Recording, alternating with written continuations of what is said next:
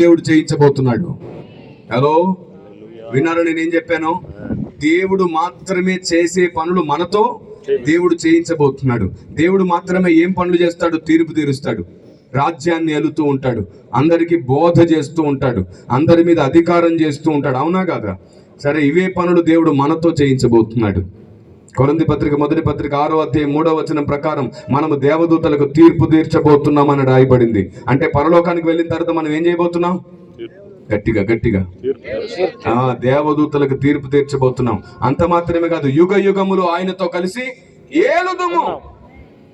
యుగ యుగములు ఆయనతో కలిసి ఏలబోతున్నామంట.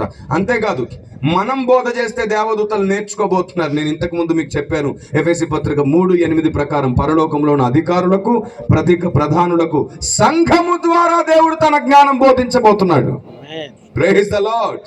అవును, ఒక మాట అడుగుతాను.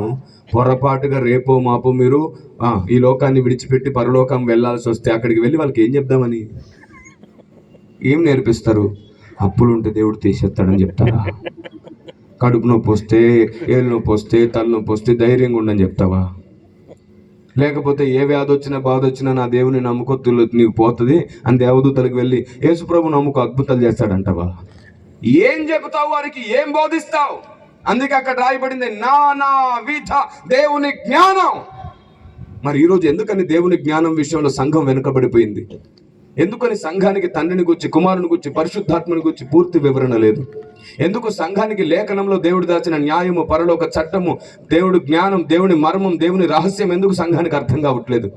ఎందుకు సంఘం ఒకవైపు మాత్రమే తనకు నచ్చింది విందామని మాత్రమే ఎందుకు పరిగెడుతుంది? బుద్ధి లేని సంఘంగా మిగిలిపోయే ప్రమాదం ఉంది.